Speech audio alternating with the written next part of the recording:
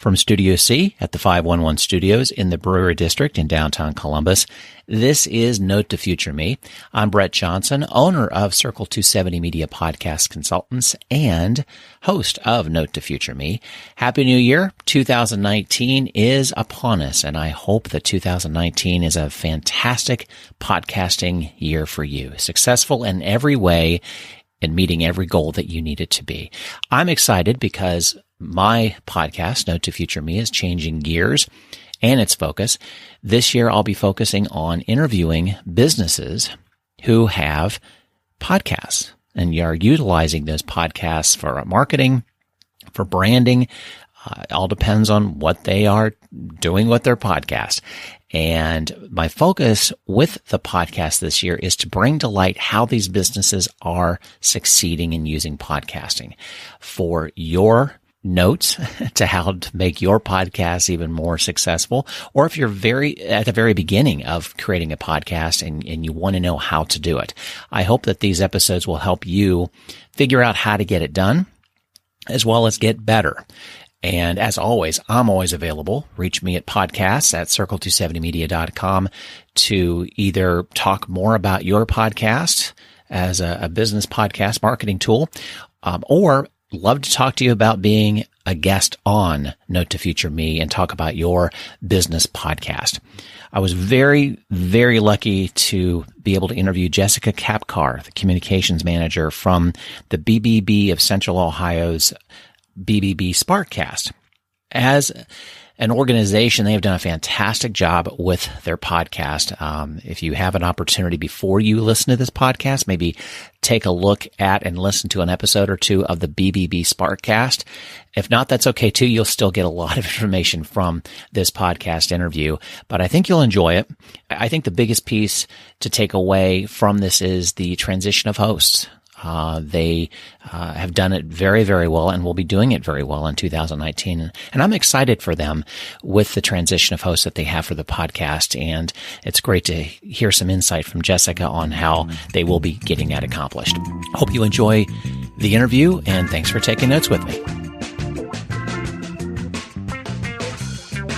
Well, before we get into the business piece of this podcast, I think it's nice to counter it with nonprofit. So tell me about your favorite nonprofit that you give talent, time, treasure to.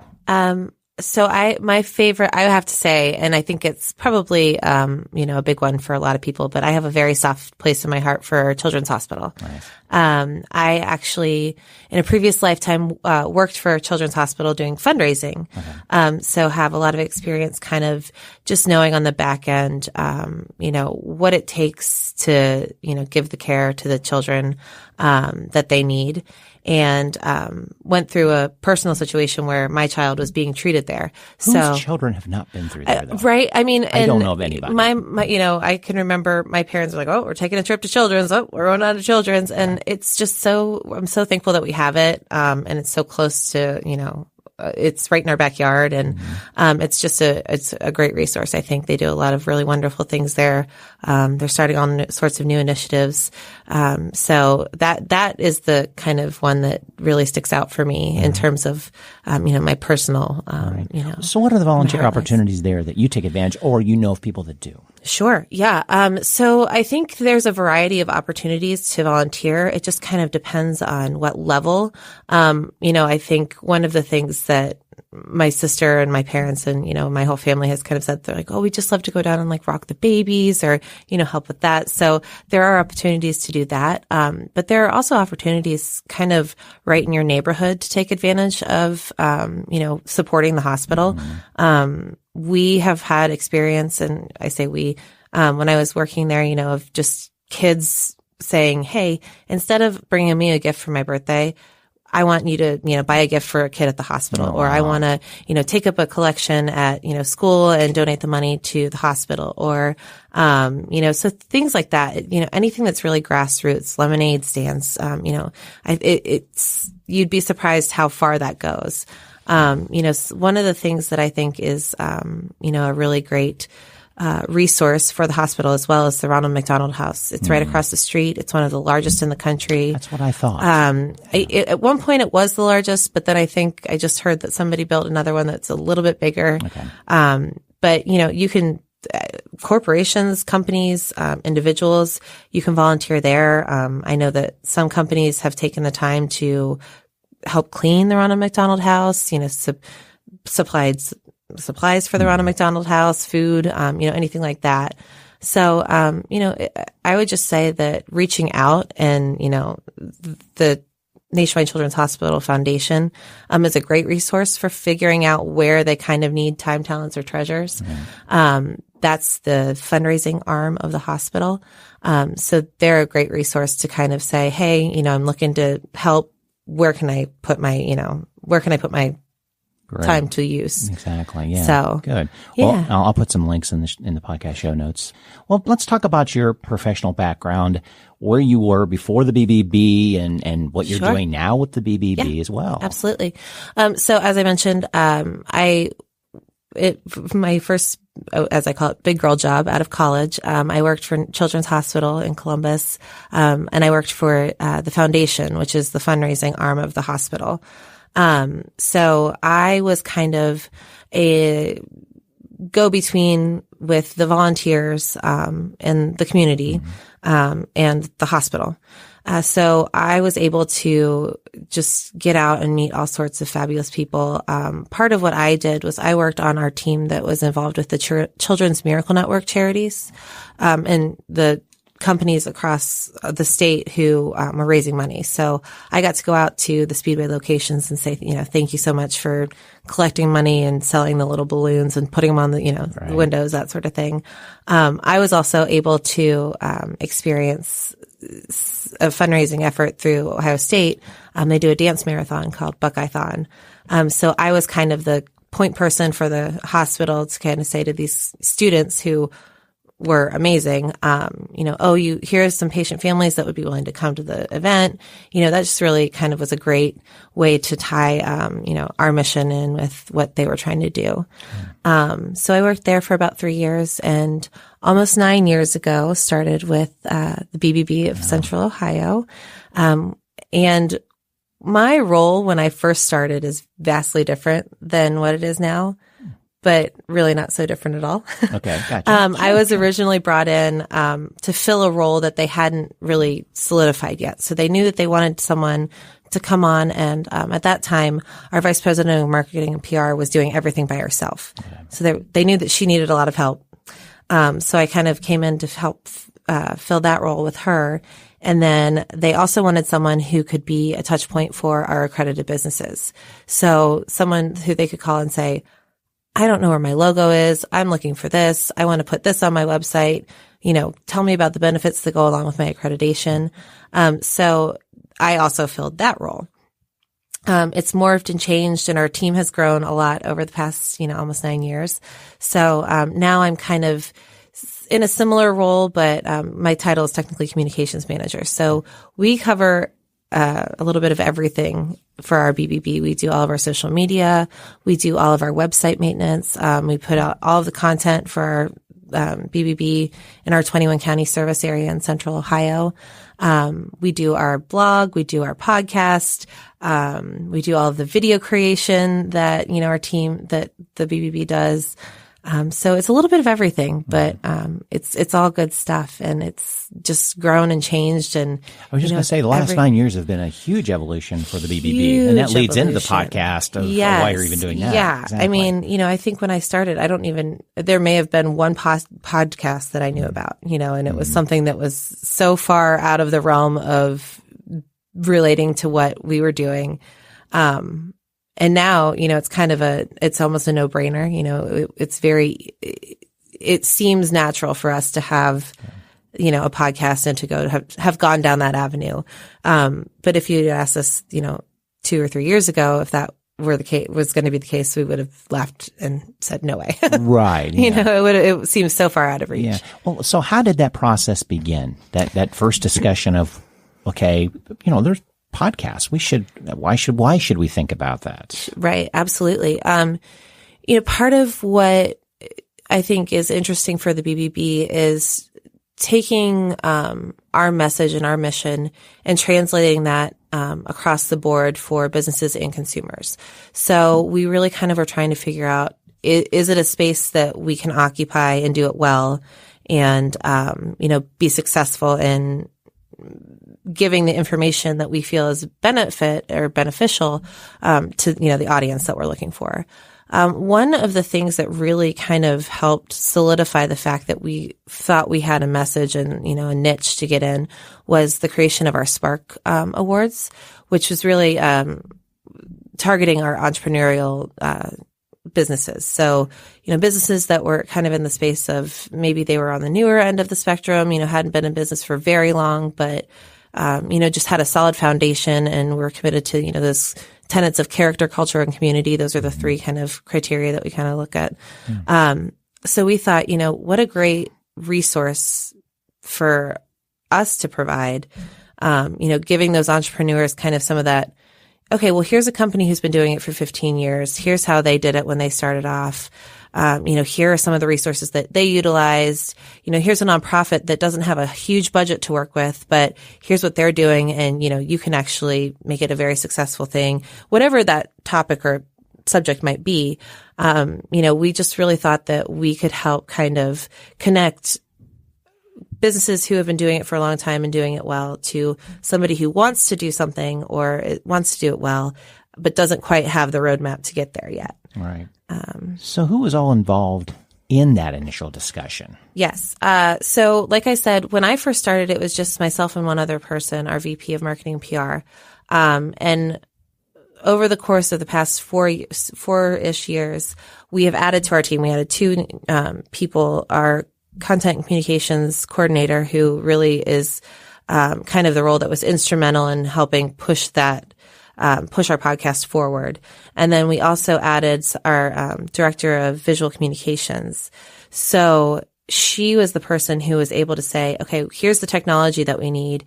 Here's, I have the ability to edit the audio right. Because I knew where I wanted it to go. I knew that we wanted it to happen and be successful, but it's all about kind of pulling together the people or, the resources to actually be able to do it. I knew I did not have the talent to edit audio. So, once she came on board and then, like I said, the person who was in the role of our content coordinator, Jordan, she really kind of just took it to the next level. And she was able to say, here's a resource for where we can house it. Here's a resource.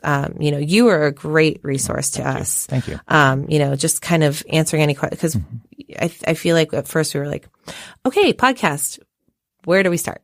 Right. So you were just such a great resource to say, here are the, 4 or 5 things to look at, to decide on what you want to, do with them, how you want to, house it. Here are some resources to do that. So yeah, it really kind of, I would say in the last 2 years, we were able to take off with it because we did kind of say, okay, we've got the team in place. We've got the, resources in place. Let's get going with it. Were you discussing any success factors at the very beginning about measurement, marks, and time? Yes. I don't know that we really kind of had a good handle on what measurements we wanted to talk about. Okay. I think we knew that we needed to have a solid base of content. And if that was there, that I feel like even if, and again, we kind of had a roadmap that was a little less defined than some. But you had a roadmap. We did. We had a roadmap. That's huge. We did have a plan. It, and it changed. It morphed, which I think has to happen, with any plan for any, project or new endeavor. But we kind of just said, let's give it a 6-month, goal and a year goal and see, let's make it very realistic for ourselves and see how we do. I think that because we were able to utilize some of the resources and talents on our team, and it was, we were able to do a little bit more of it internally. we didn't feel the pressure to set some of the loftier goals maybe for, the ROI or, right out of the gate. So maybe we had a little bit of an advantage to say, well, let's, we can take our time, see how it goes, work through some of it. We also, like I said, we also knew that we had some great talent and content that we were going to be able to utilize. Our podcast is, made up of external participants. So we utilize our accredited businesses, we utilize our partners, we utilize our nonprofits, and we know that they have the expertise, the knowledge, the content that is going to be such a great resource for the people who are listening to it, that we weren't at all concerned about that aspect of it as well. So that content piece, the interview style, is really what drew you into it because of the opportunity to talk to so many businesses. Yeah, and we knew we wanted to make it very casual, conversational. We wanted to make sure that we made it friendly and approachable. And so we knew that, having somebody come in and being able to have that conversation with them, utilizing their expertise, was going to be just a great way to kind of go to get things started. Right. And it's worked well for us. Good. Yeah. So how long do you think it took from the very first discussion, whether it was around the water cooler, to the first publishing date? Oh, I'd say every bit of 2 years. 2 years. Okay. Yeah. Once we kind of figured out, okay, here's where the responsibility of the podcast is going to lie. Here's how, got all of the logistics set up. And then, we did, again, because we could take our time with it, we did populate a little bit more of the content. So we knew we could utilize our Spark Award companies. We knew we could utilize our Torch Award companies. So we built out, I'd say, probably a solid 6 months of content prior to that first, podcast interview. Actually, the first one technically was with Kip Morse, who's our president and CEO. And, that was just a way for us to kick it off and kind of have him introduce it. So it was, I'd say it was probably every bit of 2 years before we kind of, really were recording the podcast itself. Yeah. Now, with an interview style that has its ups and downs, especially the scheduling piece of it. Yes. So talk about your interviewing, scheduling, your strategy, in the process of how you go about doing that. Yeah. So, like I said, we kind of had that content generally built out for the first 6 months. And what we did was we really just knew that we were going to pick the Spark Award companies. There were three recipient companies that we wanted to utilize right away. So when they, found out they were the Spark Award recipient, we said, oh, by the way, we're going to be contacting you for the podcast. So be ready. Yeah. We need to get you in the door. So we kind of gave them a heads up. So that was a little bit easier to kind of, draw them back in on. We have had our Torch Awards have been, going on for, we just had our 24th, Torch Award event. Okay. So we had a pretty big pool of companies to choose from for that. But what we did was we utilized the 3 recipient companies that we had, honored the year prior. Again, kind of gave them a heads up like, hey, we're probably going to be tapping you for an interview. So stay tuned. And we found that, it was the way we did it in terms of the interview conversation, we picked a very specific topic, and one we felt that the company could speak very, comfortably to. And we kind of scripted out some questions ahead of time, just to kind of give them a roadmap of, hey, here's where we think we want to go. Here's the topic that we think we want to talk about.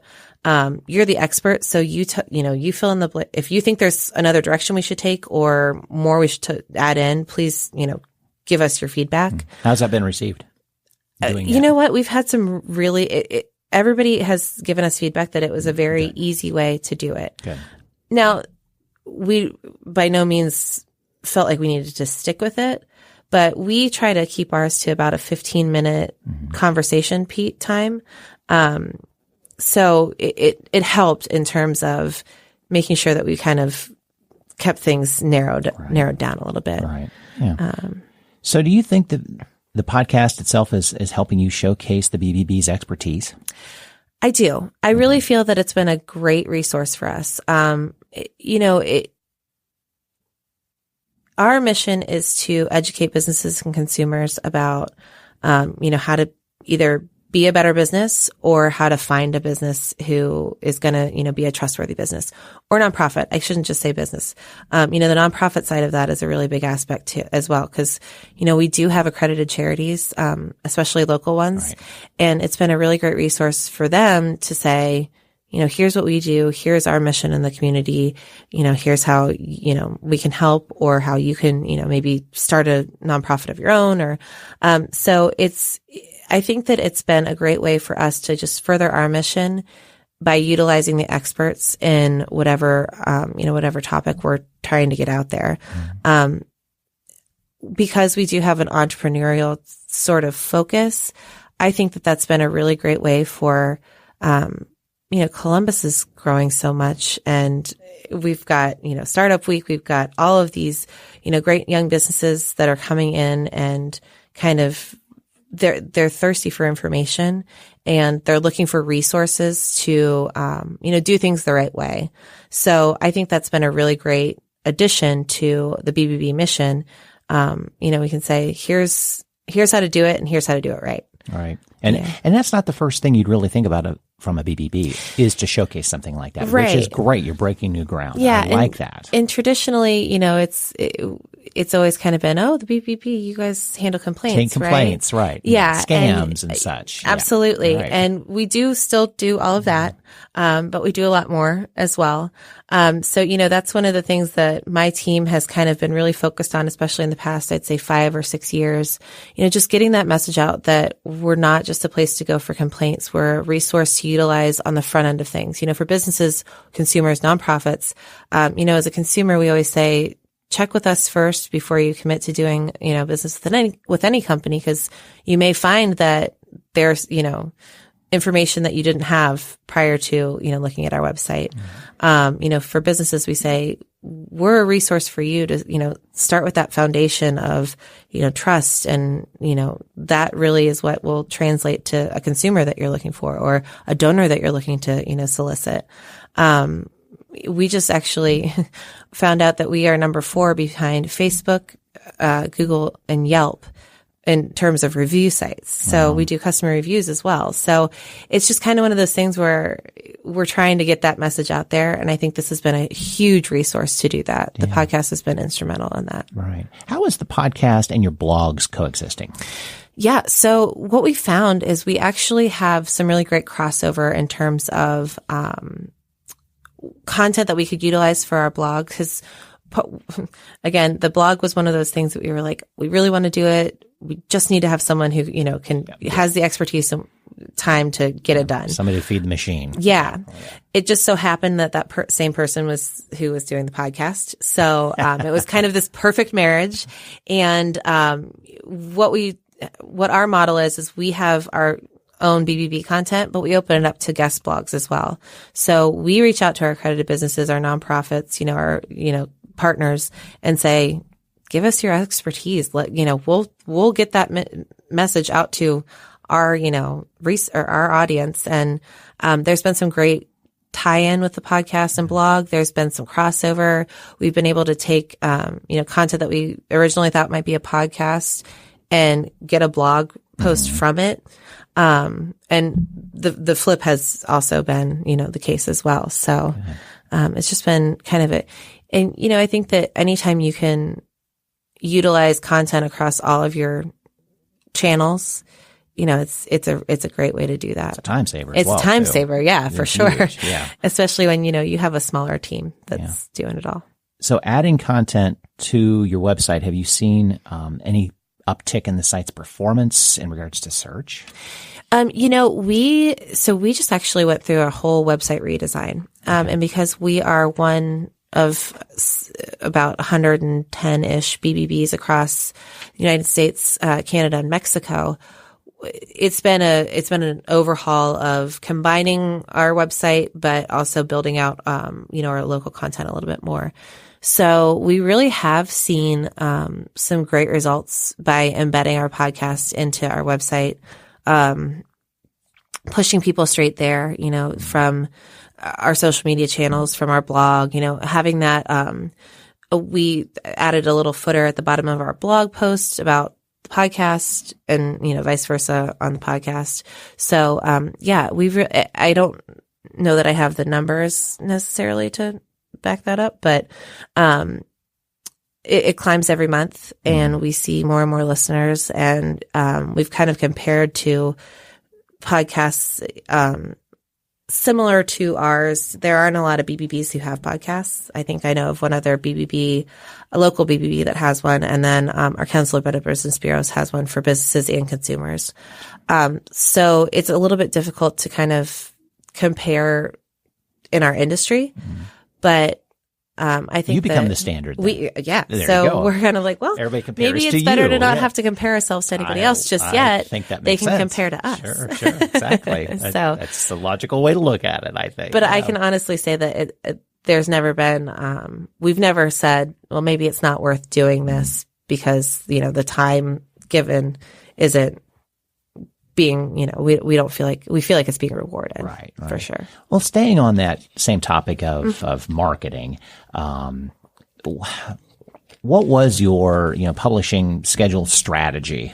And what is it right now? How you began those talks in regards to, how many do we put out per month, per week, every day, every hour? It can be extremely stupid. No. So what was that discussion like? Yeah. And how did you firm up what you wanted to do? Right. So, originally we kind of took a look at the time that our team had to, dedicate to it. And we wanted to be very realistic and say, we didn't want to say we're going to do one every other week, because then we were like, ooh, if we don't do one every other week, are we going to be disappointed in ourselves? So our goal was to do at least one a month to start. We found that we could do one about every 3 weeks, which is what our standard has really been. We've been able to maintain that. We've been able to, get the scheduling where it has worked.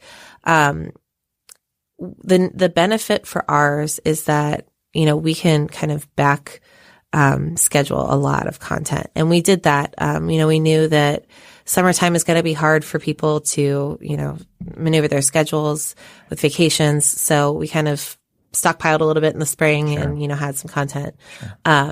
The other thing that we really kind of looked at was, because we're utilizing some of our nonprofits, is that time of year. So we wanted to be mindful of, in the holiday season, a lot of people are more interested in looking for local charities and nonprofits that they can support. So we wanted to be able to showcase and highlight some of those, and, the time of year that was maybe a little bit more beneficial to them. So we just hit a year for our podcast in August. So, this time last year, around Christmas time last year, we really kind of tried to utilize some of our nonprofit and charity, content. Mm-hmm. The other part of it is really just kind of who we can get in the door when. We don't want anything to get stale. We did utilize some of our Spark Award content right around when we were going to be doing the Spark Awards, the last year. So it really just kind of depends on the topic, and what's relevant to your audience. For our audience, it's pretty open. Mm-hmm. So we have a little bit more flexibility in terms of that. Sure. But, did that answer your question? For sure. Yeah. Well, tied into that, what is the social media strategy on when you publish and what do you do to support that? Sure. So our social media strategy, we didn't really, at first we were like, we'll just blitz it out everywhere. And then we kind of pulled back a little bit and we were like, let's just do, so we've taken more of a staggered approach. So a lot of times what we'll do is we will, what we do first is when the podcast episode is ready, we send it to the person that we recorded with. Mm-hmm. And we just say, hey, thank you so much. Here's the podcast episode. It's going to be, live this date. We're going to send it out through social media on this date. Please feel free to share it on your channels, which we've always gotten good support from, anybody who's recorded a podcast.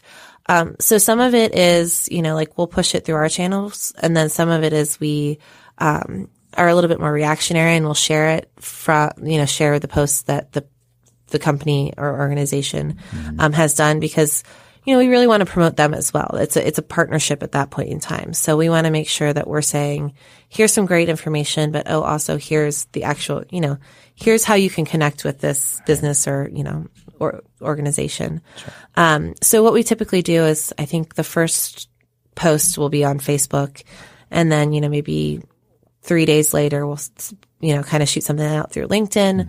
Mm-hmm. We share it on Twitter, and we share it we usually try to do something kind of a little bit on our Instagram. Okay. For Facebook, Twitter, and LinkedIn, every so often we'll put some money behind it and boost the post or, promote it.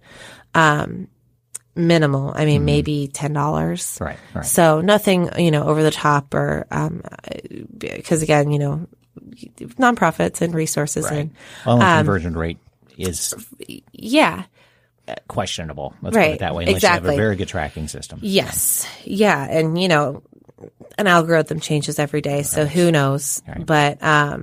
But that has seemed to work really well for us, the staggered approach, kind of not pushing it out all at once, because people go to different channels, and sites with different frequencies. So that's been a really effective way for us to get that out there. You have some great artwork, thumbnail artwork, everything. Thank Who's you. doing that for you? How did you start that whole process? Because I know, again, that's another piece to this going, okay, we have somebody that can record it. Yep. We know what we're going to do. Oh, we have to have artwork. Right. We have to create this new, or whether incorporate our logo into it or create something new. Yeah. Talk about that process, it looks really good. Well, thank you. I cannot take any credit for that. That is all Courtney, who is our digital communications manager. Mm-hmm. She does all of the design work for us. Part of what we kind of have to work through as well is that, BBB as a brand has a national kind of brand that we have to maintain. But we want to make sure that we're creating something new and fresh and clean and fun, to engage people. So she has just done a great job, kind of taking our brand guidelines and morphing those into something that, is brand new, really. Yeah. But it's a natural extension. It looks perfect. Thank you. Yeah. And, she works really closely. So it does also she tries to tie it into the topic of the podcast as well. So, she, is the person who's sitting there kind of listening, and, we always take some video clips as well. So she's got a good idea of what the content is. So she does a really great job of kind of translating that into the artwork for the specific episodes. She created the logo for us, and she's a great resource, and I don't know that we'd be able to do it without her. Yeah. I do know that we probably wouldn't be able to do it. It's important. Because the visual piece of it is pretty vital. When you want to direct listeners back to your .com or your .org, it has to look nice. Absolutely. Yeah. And it has to be, especially for us, because BBB is such a brand with longevity. We wanted to make sure that, it looked unique, but not so unique that people didn't realize, oh, this is BBB, kind of. So it's that fine line. But, so it's really helped in our marketing of it, I think, too, just kind of having that clean, fresh look. Yeah. Well, let's get into some technical weed stuff, but it's important, but at the same time, it can be overwhelming, deer in the headlight kind of, wow, what do I do here? Yeah. So when we talked now a couple years ago, I mentioned lots of different hosting platform options, but also dug a little bit deeper in regards to, okay, here's the pros and cons for them all. And really, they all are kind of the same. It just comes down to what you choose to do. There are some nuances to some that are better than others. For example, one company may have a better embed player look than others. And that could be something vital for the website. You decided to go with Blueberry, or some decision processes that you went with Blueberry? Yes. So we went with Blueberry. They are actually a local company, and they're an accredited business. So those were kind of two of the really great touch points for us. But beyond that, we knew that the capabilities that they had for us, again, because we were so new at it, we were kind of, again, as you mentioned, deer in the headlights. We're like, we don't know what we're doing. We don't know what we need to do. They actually came in, they talked us through it. They explained, the platform to us. I felt like they were also a great resource just in terms of like, okay, here are the 4 things that you need to have to get it up and running, just to get the lights turned on and everything ready to go. So, and then from there, because it is an easy platform for me at least, because I don't do all of the technical aspects of it. We enjoyed it. We were able to, kind of create make it look the way we wanted to, create what we wanted to. We were able to embed it into, our website. So it was just a great choice for us. Anytime that we are looking for a partner or a company to do business with, we kind of hope that they're an accredited business. Sure. So, and that was one reason I did suggest them. Yes. I think they, again, this is not a Blueberry commercial at all, but at the same time, every company has its pros and cons. Absolutely. And you have to make your own choice. Right. And for you, that made sense. It absolutely did. Yeah. And obviously it's worked out very well. It has. And, I'm sure that there are great resources out there at any, capacity. We knew what our capacity was, and this was a great fit for us. So, it's worked well. So the equipment you're using, what is your setup? I know that was kind of a building process as well. It was a building process. Because one thing couldn't happen till another thing happened, But how do you do your recordings? Yes. So, it was a building process for sure. We finally now have what we call our media room. We redesigned our office, 2 years ago, almost 2.5. So with the redesign, we were able to have a space completely dedicated to the video and content creation. It used to be that we'd have to go into the conference room, move tables, turn off music, it move lights. It was a process. Now we have everything set up in there. We have 2, just lavalier mics that attach to our, point and shoot camera. It's a little bit more than point and shoot, I guess, but, and we have someone on staff who kind of just is able to capture all the audio. And she edits it in-house. I think she uses Final Cut. Okay. And it's very straightforward. You don't really need a lot of, equipment, which is the great, I think, and easy part of the podcast. Like I said, we have 2 lavalier mics. They plug into the camera. We do take video, just again for posterity's sake, but you don't have to. So it's a really straightforward process for us. And we've never had I shouldn't say never. One of the biggest issues that we've run into is if, the memory card fills up. Sure. And that does happen. Yeah. And, it's kind of one of those things where we just take a pause and refill and go from there. Now, I know I've been a guest on an episode. Yes, you have. It's really a comfortable setting, honestly, because it's much different feel. And I was impressed because I've always been table, microphone, and something physically in front of you. Yes. Where in your situation, you're sitting on a couple of chairs, lavalier on, nothing in front of you. No. So it's almost, you're at a restaurant feel to it almost, or, going to a coffee shop that it's really, you're open. Yeah. We've got a little bistro table in the middle. Yeah. So we kind of, we wanted to make it very comfortable, casual, conversational. We've actually had one person almost walk out with the mic on. You kind of forget that it's there. And we're like, oh wait, hold on. Hot mic. Don't leave. That was one of the goals that we had. And, it might not be the most elaborate setup, but it works for us. And, we hope that it's, a comfortable situation for people to come into. I think sometimes it can be because we reach out to people and say, hey, we want your talent. Please come in. There are sometimes that people are like, oh no, I'm not good at that. And we're like, you'll be fine. We'll coach you through it. It's going to be okay. So I think hopefully that's contributed to putting some people at ease that may not have been otherwise. All right.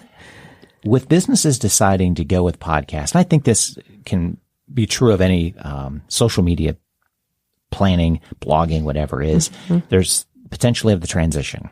That one person leaving that was key to doing it. Now you're walking into that situation that Jordan has been hosting the podcast now from the get-go. Yes. Transitioning to you, which actually is an easy transition because you've been a piece of the party all the time. Sure. Yeah. But what were those discussions like to where to go with this now that she said, I've got to go? Right. Yes. So we're in it. I mean, we are just on the tip of the iceberg in that. And,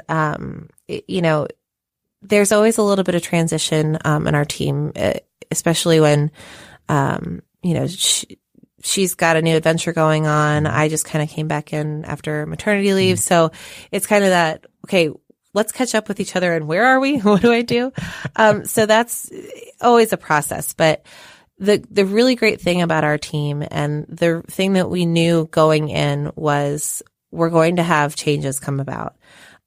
So that's why we kind of laid out that plan ahead of time. We really made sure that, we had a plan in place in terms of, okay, what do we want the podcast to be? What do we want it to be about?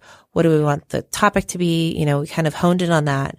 And then we built out that content part of it as well. So here are the, 10 people that we think might be potentials for interviews for this year. Here are the topics that may work for them. Here's kind of some of the conversation starters that we have. We did that because we knew if for some reason something, someone left or, somebody was out of the office or somebody had to pick up where somebody else left off, at least we have a little bit of a plan in place and it documented. Breathing room as well, too. Right. And, Jordan did a great job with kind of just taking things and running with it. So I have stepped into a very, comfortable position in terms of what it could have been like. Right, sure. So I feel very confident that we'll be okay. And because our team was so collaborative at the beginning and we were all kind of there to talk through those things and instrumental in making the decisions about, okay, what platform are we going to use? What's our look going to be like? The rest of the team is still kind of in the know. So, I just have to, get my interview skills brushed up and hopefully, we'll be able to soldier on. Sure. But yeah. Well, let's talk about that with a transition. It can actually be an opening for, maybe tweaking some plans. Yes. Nothing negative about a previous host. It just comes down to a little fresh start. Maybe we can go in this direction, just tweaking. Let's go into future plans for the podcast. What's to be expected? Yeah, absolutely. So, going forward, I think, obviously we still know that we want to utilize the, resources that our businesses, nonprofits, charities have. I think what we might try to take a look at is, okay, do we need to focus in a little bit more? Do we need to be more laser focused? Do we need to open it up a little bit more? Do we need to take a look at the process that we're using in terms of, okay, here's the content that we want to talk about. Let's find someone to fill it in. Or do we want to say, here's the person that we want to have. Let's let them say, this is what I need to be talking about with you guys right now. We're pretty flexible in terms of that. We've never really tried to pigeonhole ourselves necessarily. But I do think there's something to be said kind of for having a plan and sticking with it. The plan is changing. So that's, got to change. Especially if it's not broke. Exactly. It's not right. broken, It's working. I think that Jordan did an amazing job. Oh, yeah. However, now that I'm the one that's going to have to be doing the interviews, maybe there's going to be some benefit to bringing someone else in and saying, for example, Kip, this person, why don't you here's kind of what we're thinking. Why don't you do the interview with them?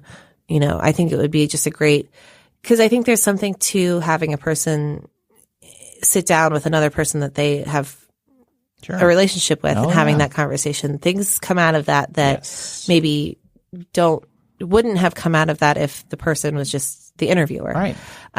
So I don't ever want to limit ourselves to saying, I'm the host of the podcast.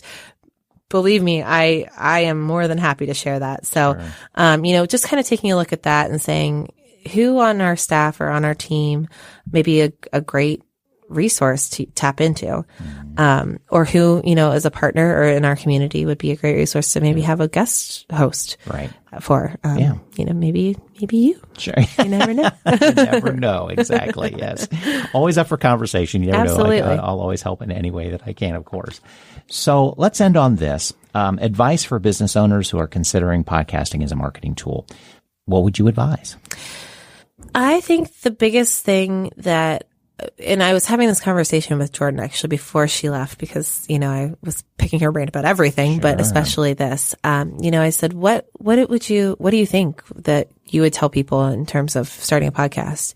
She was like, I don't think I would just do it to do it. I think I would decide what you want to say and stick with the message, so having a plan, again, doesn't mean you're going to follow it to the T. It doesn't mean it's not going to change every month that you do it, but having something planned, whether that's your message, whether that's your audience, whether it's, the people that you want to have on it, and just sticking with that. That was one of the things that we both kind of decided that probably is why our podcast didn't feel like a burden, and I think maybe has worked the way it has. Because we kind of said, okay, here's what we know we want to do. Here's who we know we want to reach. Here's who we know we can utilize as experts.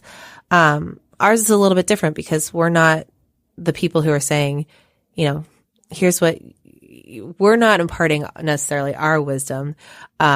We know what we know. We know what we're good at. Yeah. And we know what we don't. So we're going to pull in the people who do know what they're good at. So our model is a little bit different than maybe some people's model might be. The other thing that I would say is don't let not knowing how to do something or maybe not having a very specific roadmap hold you back from getting your content out there, because you never know. You could do one podcast and then a light bulb will go off and a whole door will open up and there you have it. If you have the drive and you have the time and you have, outstanding resources in the community like you, go for it. And I think that it took us 2 years to get it up and running. Probably because we were a little gun shy. But now we know that we probably could have done it maybe a little sooner. So, not to shy away from it just because it seems like it might be daunting or you might not have exactly what, exactly the plan in place that you want to have in place. You can always mold it. Oh, yeah, exactly. Exactly. Yeah. So it's the BBB Sparkcast. Let's talk about everywhere they can find it. So you can go to our website, bbb.org, and then you just have to look for the Central Ohio website. There's a little hamburger menu up at the top. You can click right on it. You could also go to bbbsparkcast.com. It's on all of our social media channels. So Facebook, LinkedIn, Twitter, YouTube, Instagram. We have a presence on all of those. And if you happen to follow our BBB blog, you can also find it there. And you can always reach out to us if you have a question about it or want to subscribe to it. It's on all of the, podcasting channels. You can get it through iTunes, Android, anywhere you listen to a podcast, you can find it. Just search for BBB Sparkcast. And you can always reach out to us locally, at our office. We're right here in Central Ohio. We cover the 21 counties in Central Ohio. So, that's how you can find it. That's good. Well, we'll be looking forward to hearing what you're going to do with the podcast moving forward. Again, Jordan has done a fantastic job in the previous episodes. I would encourage binging. Absolutely. Listening to them, listening to each, depending on your interest of business that's there. But you've covered a wide variety of businesses. So it's a really good way of getting a feel for the interview style, especially if you're interested in being interviewed by the BBB Sparkcast. Take a listen. This is the style it's going to be. Yep. And give some extra listens to you guys as well too. Thank so we you. encourage that. Exactly. Yeah, absolutely. Exactly. They're quick, about 15 minutes, so it doesn't take a lot of time. That's good. Well, thanks for being a guest. I appreciate it, Jessica. Thank you so much.